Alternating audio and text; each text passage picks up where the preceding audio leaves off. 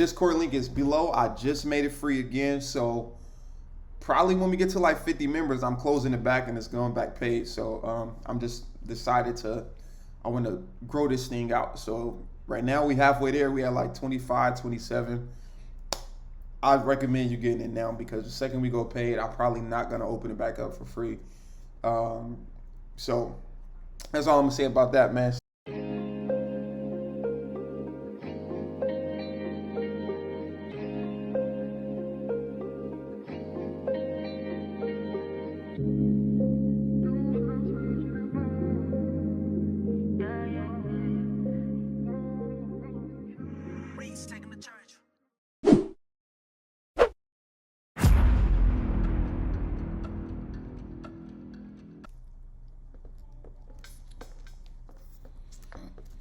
What's up, YouTube? Darrell here, and we are back with another trading video. And today is just going to be a quick trade breakdown from a trade that I took not too long ago. I'm just getting consistent with this content, you feel me? So we trying to upload every single day for the month of August. We just hit 500 subscribers.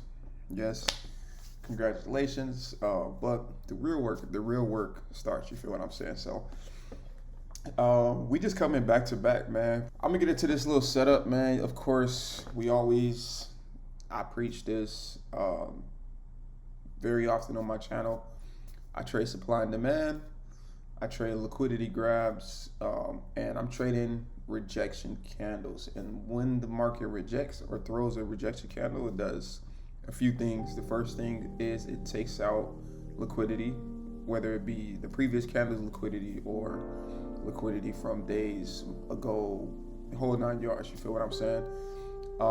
And I'm also filling in gaps in the market. So what I mean by a gap is when you see this candle right here, this bullish or this bearish engulfing candle, you had a green candle and then you had a red candle push down. Well, when the market started pushing back up, it did not push up to the last point of where this candle actually closed.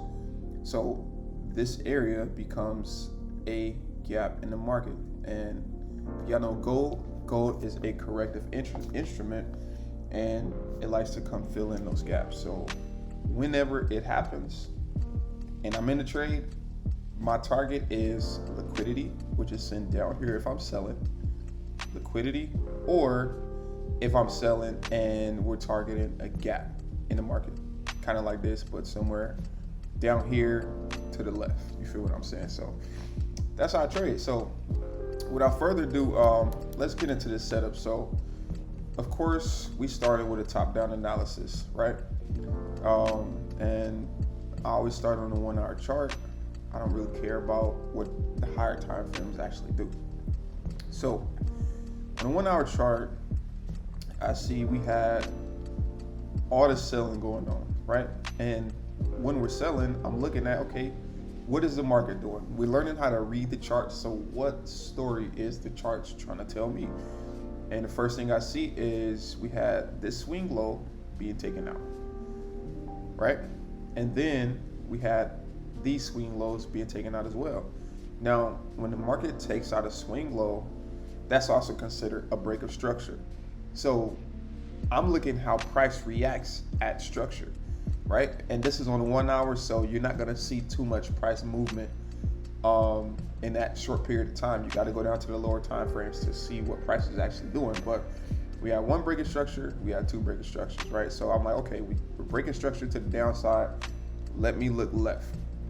So let me zoom out a little bit, and we come all the way over here, and I see that we have a swing low, aka liquidity, sitting in this area, right? So let's I'll just keep this line like this, and we just gonna make this white, and we're gonna title this line liquidity text.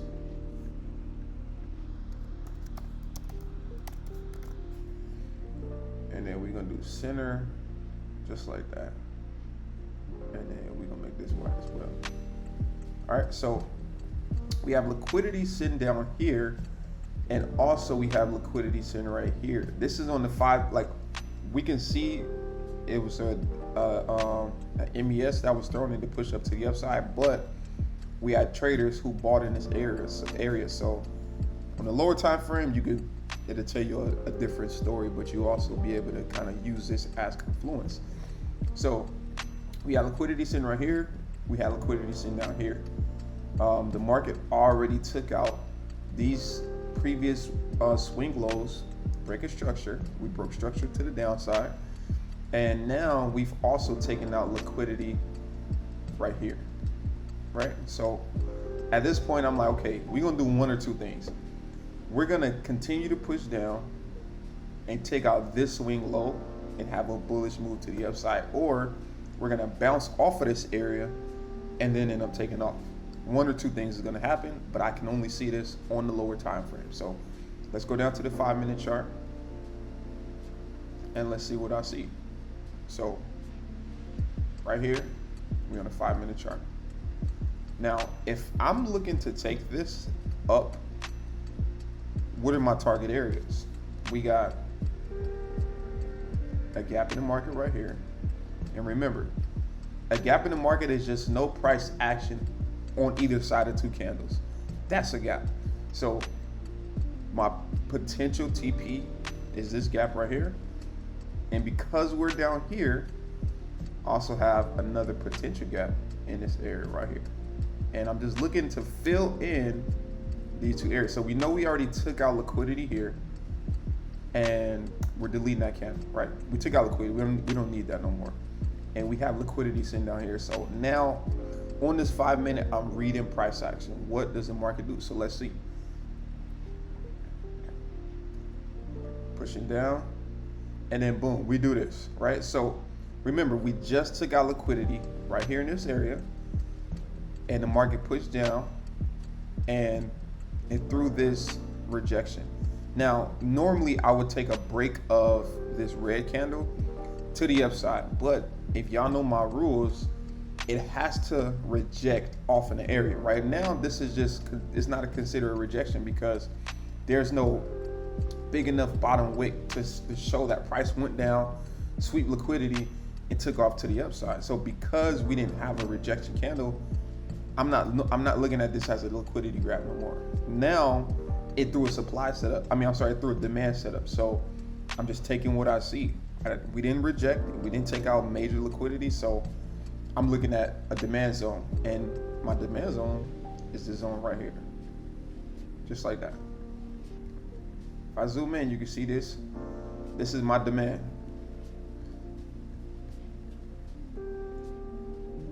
This candle right here, this little move right here, you had the bearish candle and then aggressive buying coming out of this area. So that's demand. Now with this demand setup, I'm like, okay, we're gonna potentially tap into the zone and take off to the upside. Now where we take off to, I know first and foremost, I'm looking to fill in this area. That's my TP1. TP1 is looking to fill in this area. I'm also considering that we have structure, so I'm expecting some type of pullback in this area, whether I'm in the trade or not in the trade. You get what I'm saying? And then I have my TP2, which is filling in this area, which makes this line my TP2. So those are my first two take profits. And if we push higher than this, then I'll be looking for some more. But right now, this trade would be looking something like this. And if the market decides to respect it,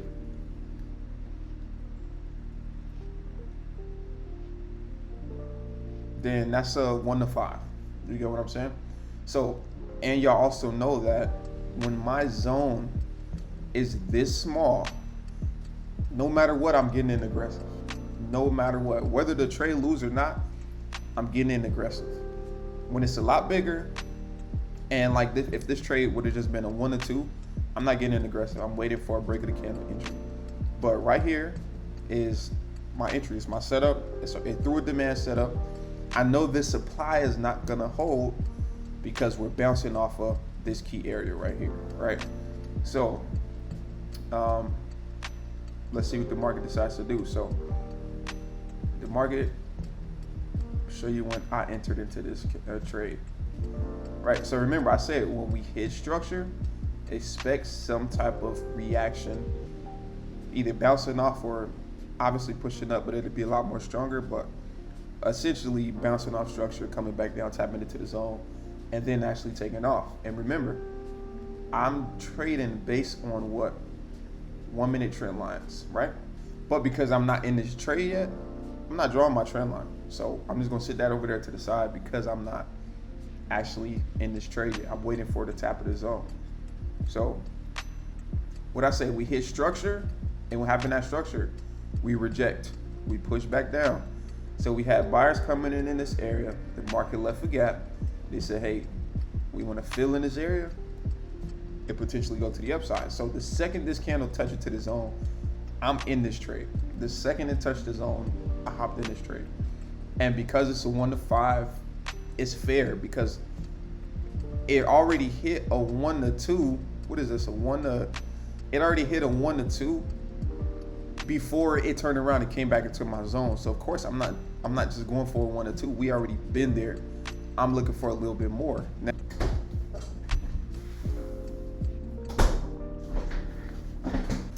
so we did that and we did this. Now, if y'all watched my previous videos, you know I scaled down to the 1 minute and I'm already, like, this is, the second we tap here and we break above, I'm in volume.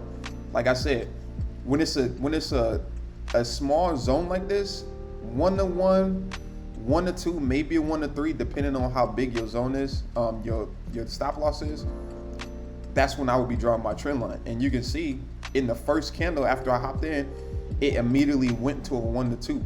So I know I'm in the volume of the market. You get what I'm saying? Like I know, let me scale down to the 1 minute, let me draw my trend line. Now, my trend line will look something like this. And every situation is gonna be different. Always remember that. Every situation will be different. But what I see here is a trend just like this.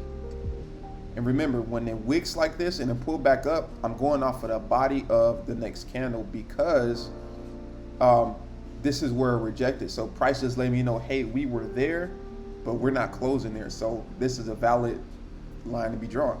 And obviously my take profit, which is here, like I said in my last video, this becomes my squeeze point right here. Now, whatever the market does, as long as we don't break out, I'm holding this.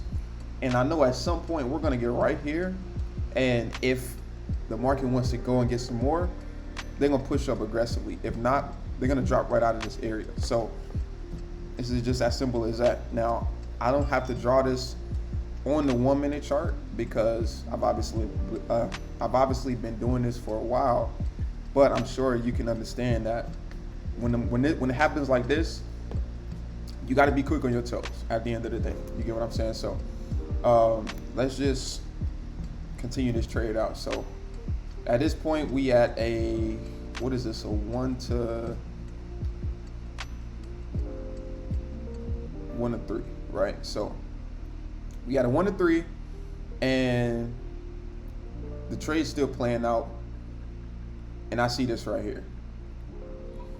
So we're at structure, and our pullback, the market pulled back, and it went back and it took out the previous high of that candle. Now, if y'all know, as I'm in a trade, my trend line, it gets more precise as the trade progresses. You get what I'm saying? So we started here, and like I said, you got to give it some breathing room, because this pullback right here, like if my trend line was based off of this candle right here and I drew my trend line like that, if I drew my trend line like this and I base it off of this first little pullback, it would have came out and I would have thought this trade would have lost. You get what I'm saying? So I always give it some breathing room, and then as the trade progresses and they get closer to my take profit, my trend line gets smaller and smaller, and then eventually, now I'm like, any decision we make after this would be the decision maker, whether I hold or close this trade. So my trend line was here. This is valid, but I see this pullback and I'm like, okay, cool. Now what I can do, I can draw my trend line tighter. So that's exactly what I did. Draw it tighter, because we're respecting this. This is a either way go, the trade is still valid. It's just more precise now. Like I know when I'm exiting. You get what I'm saying? So let's continue playing the trade out. And as you can see, right here we're at the trend line. Immediately reject off of it. I know I'm correct. You get what I'm saying? So now we just ride this up, and you can see as we respect this trend, the market gets where? To my TP2. I'm sorry, to my TP1. No, I'm sorry, to my TP2 and my squeeze point, because TP1 was right here. So where structure was. So it's getting closer to my TP2 and my squeeze point. And what do I say? You can scale down to the 1 minute to see this, but because of how clean this was, I can literally see this on the 5 minute. And it was already this precise. Now, like I said, every trade is going to be different. Every setup, every scenario is never going to be the same. So you got to be able to adjust the circumstance. You got to be able to, take what you see. You get what I'm saying? Because your strategy can still be valid. It just could be hidden within the volume of the market, or it'll look a certain type of way that's not used to what you're seeing, but it's still valid. You just got to be able to identify and see it, because every trade like this is not gonna be this clean. You get what I'm saying? But when it is, you got to take advantage. So like I said, my full take profit was filling in this gap, and if I bring this a little bit lower, this was my TP right here. This was my take profit. So let's see, we immediately wicked that. Now remember, I told you about the squeeze point right here in this candle. Let me zoom in on this a little bit. Right here at this point, this little area is my squeeze point. And also look at what we got here. We got structure. So I can do one or two things. For me personally, I would be out of this trade right here. If you want to see if the market wants to take out this high right here, right? If the market wants to take out this high, they're gonna respect this and aggressively push up to take out the high. Now let's see what happened. Immediately push back down. Look, remember I said this is my squeeze point. So at this point, I already won the trade, and just say I left a runner. Let's see what I would have did. So right there. Now, the second we broke, what we did, we had a break of the candle, and we broke out of the trend line. The second I seen this, we're out of here, because there's nowhere else for the market to go if it's gonna continue pushing up. But this is the decision maker. It's like, hey, we did this, and as the trade progressed, we got closer, and then now I'm locking you in the box. That's the best way you could describe it. The market is locked in the box. Now, if you're gonna break out either way, it's gonna be some volume. Now, obviously on this trade, it was to the downside, and you get what I'm saying? It's like, I'm not sitting in that. I'm not trying to wait to up here to see what the market wants to do and then end up giving all of this back. Like, no, this trade took off way too fast. Why would you be greedy? You get what I'm saying? So it's that simple. And like I said, it's just repetitions, seeing this stuff, different time frames, different scenarios, and you just start to see every version or variation of this. And that's why you got to know support and resistance as well. So I don't trade support and resistance. I just use those other strategies to my advantage, because I know that it could potentially resist off this area. So let's fill in this gap. You feel what I'm saying? So, hey man, yeah, this trade was like $1,000. I'll post the results, somewhere on the screen or something. But I'm just going back, man. I'm looking at the trades I take, because I don't post every single trade on Instagram. On YouTube. And I'm just going back. I'm just taking what I see, man. Shoot, I like buying gold anyway. You feel what I'm saying? So, but hey, that's gonna be it for this video, man. I hope y'all enjoyed. Hit that like button. Definitely subscribe, man. And this stuff works, bro. You just gotta find a strategy, fine tune it, and stick with it. Because if y'all don't know who Doyle is, shout out to Doyle, man. I learned supply and demand off of him. I only picked one person to learn from, And that's what I learned from. So once I did that, I'm like, cool, now let me fine tune this to cater it to my personality. That's how you gotta treat trading. Trading, the type of trader you are, nobody else is gonna be that type of trader. So I took his strategy, which works extremely well, which whoever he learned from, and I'm like, how can I make this work for myself? And sure enough, I'm like, cool, now my take profits and his take profits and other people take profits is gonna be different, but I identify gaps, and if I'm filling in gaps, that's where my take profit is always gonna be at. So the Discord link is below. I just made it free again, so probably when we get to like 50 members, I'm closing it back and it's going back paid. So I'm just decided I want to grow this thing out. So right now we halfway there. We have like 25, 27. I recommend you getting it now, because the second we go paid, I'm probably not gonna open it back up for free. So that's all I'm gonna say about that, man. So hit that like button, subscribe, man, and we're gonna keep coming with it, man. So until next time, be great. To walk in my greatness, to step in my